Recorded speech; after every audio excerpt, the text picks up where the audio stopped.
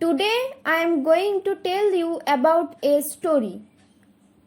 The Magic Fishbone, written by Charles Dickens.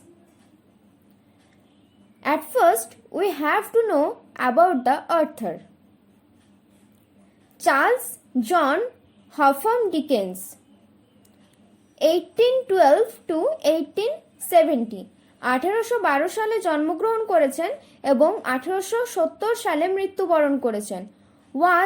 ছিলেন a British writer, একজন British লেখক, whose notable works are, যার স্মরণীয় কাজগুলি হল Oliver Twist, a Christmas carol, a tale of two cities, David Copperfield, etc ইত্যাদি। এইগুলো হলো তার বিখ্যাত কাজ।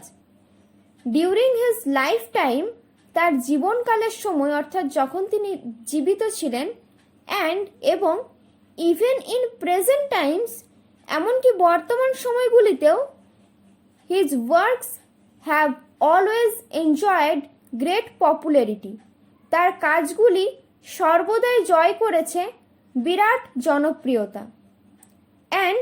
এবং হি ইজ জেনারেলি রিগার্ডেড, তিনি সাধারণভাবে গণ্য হন অ্যাজ দ্য গ্রেটেস্ট নভেলিস্ট, মহান ঐতিহাসিক হিসাবে, সব থেকে মহান ঐতিহাসিক হিসাবে, of the Victorian period, Victorian সময়ে।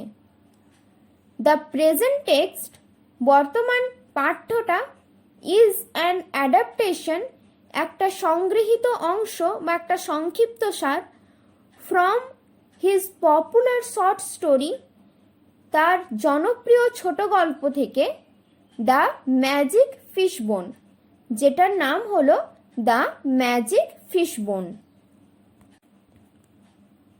লেটস রিড, চলো পড়ি। দেয়ার ওয়াজ ওয়ান্স, সেখানে ছিল এক সময়, এ কিং, একটা রাজা, and he had a queen, এবং তার ছিল একটা রানী। দে হ্যাড, তাদের ছিল, সেভারাল চিলড্রেন, কয়েকটি শিশু। অ্যালিসিয়া ছিল দ্য এল্ডেস্ট, সব থেকে বড়। হু লুকড আফটার, যে দেখাশোনা করত, দ্য আদার চিলড্রেন, অন্য শিশুগুলিকে। The king was in his private profession, রাজাটা ছিল তার ব্যক্তিগত কাজে যুক্ত। আন্ডার দ্য গভর্নমেন্ট, সরকারের অধীনে। The queen's father had been, রানীর বাবাটা ছিলেন, এ মেডিকেল ম্যান, একজন চিকিৎসক মানুষ, অর্থাৎ একজন ডাক্তার। আউট অফ টাউন, শহরের বাইরে। ওয়ান ডে, একদিন, দ্য কিং ওয়াজ গোয়িং, রাজাটা যাচ্ছিলেন, টু দ্য অফিস, দপ্তরে বা কার্যালয়ে। হোয়েন হি স্টপড, যখন তিনি থেমেছিলেন, অ্যাট দ্য ফিশ মঙ্গার্স শপ, মাছ বিক্রেতার দোকানে।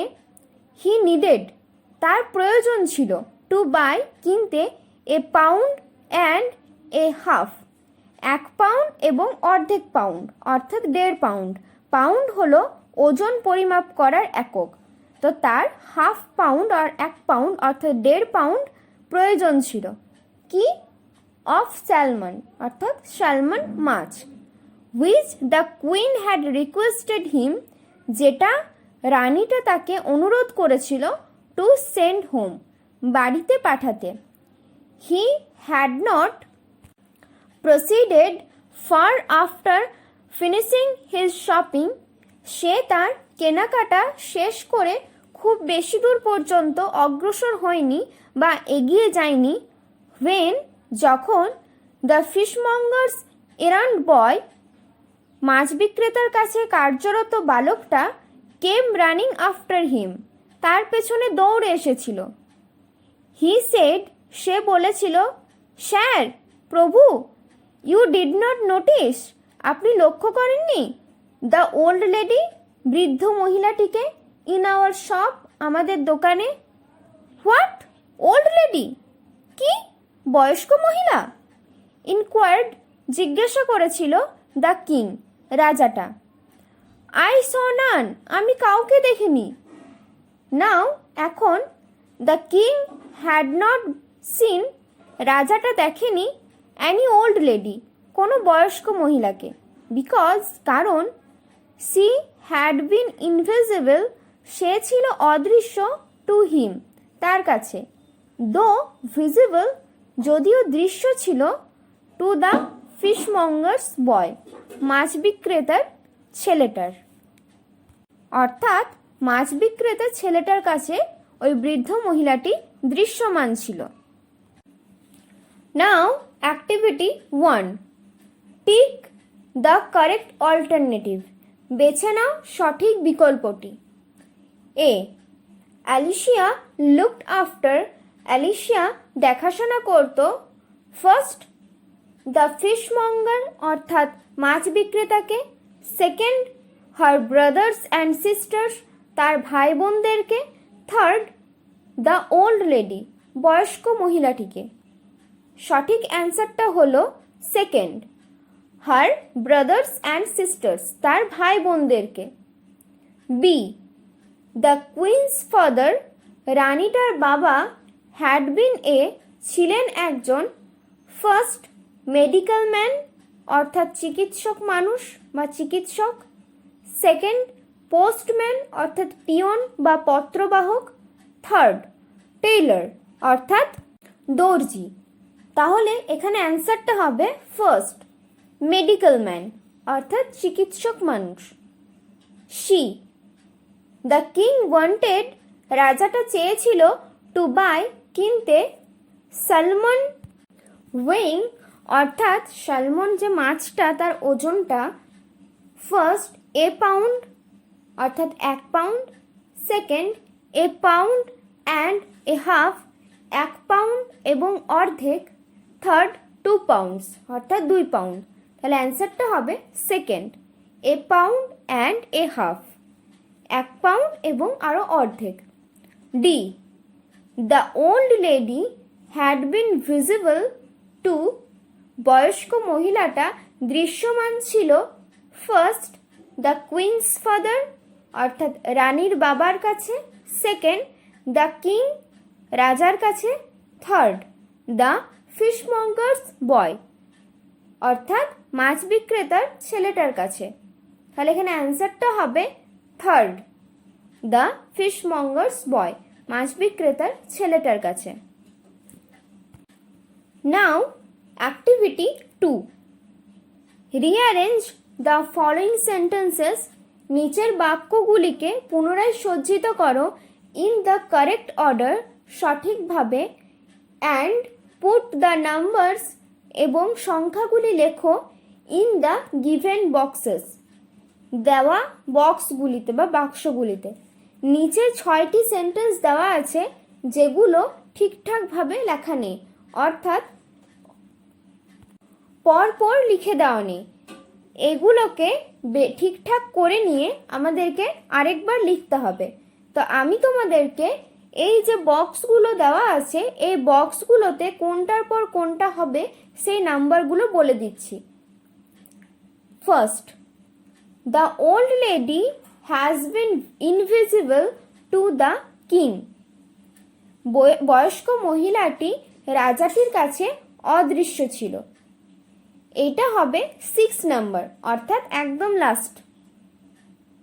2, হি বট স্যালমন, সে স্যালমন মাছ কিনেছিল। এটা হবে 2। থার্ড, দ্য ইরান্ড বয় অর্থাৎ কর্মরত বালকটা কেম রানিং আফটার হিম, তার পেছনে দৌড়ে এসেছিল। এটা হবে 4। এবার 4, দ্য কিং স্টপড, রাজাটা থেমেছিল, অ্যাট দ্য ফিশমঙ্গার্স শপ, মাছ বিক্রেতাকারীর দোকানে। এটা হবে ফার্স্ট অর্থাৎ 1 নম্বর। 5, দ্য ইরান্ড বয়, কর্মরত বালকটি আস্কড জিজ্ঞেস করেছিল if the king had seen the old lady, রাজাটি বয়স্ক মহিলাটিকে দেখেছিল কিনা। এটা হবে ফিফথ। এবার six, he left the shop, সে দোকানটা ছেড়ে চলে গেছিল বা দোকানটা ত্যাগ করেছিল। এটা হবে থার্ড অর্থাৎ 3 number. Now activity 3, answer the following question, নিচের প্রশ্নটির উত্তর দাও। দ্য কিং ওয়াজ, রাজাটি ছিল ইন হিজ প্রাইভেট প্রফেশন, তার ব্যক্তিগত পেশায় যুক্ত। আন্ডার দ্য গভর্নমেন্ট, সরকারের অধীনে। Is this king similar to the stories of other kings, এই রাজাটা কি একই রকম অন্য গল্পের রাজাগুলির মতো? দ্যাট, যেগুলি ইউ হ্যাভ রেড, তুমি পড়েছ, সো ফার, আগে। অ্যান্সার, নো, না। This king is not similar, এই রাজাটা একই রকম হয় না বা মিল নেই। To the stories of other kings, অন্য গল্পের রাজাগুলির মতো। দ্যাট, যেগুলো I have read so far, আমি আগে পড়েছি। অ্যাজ, যেহেতু, দ্য কিং, রাজাটা, সার্ভ, কাজ করত, আন্ডার দ্য গভর্নমেন্ট, সরকারের অধীনে।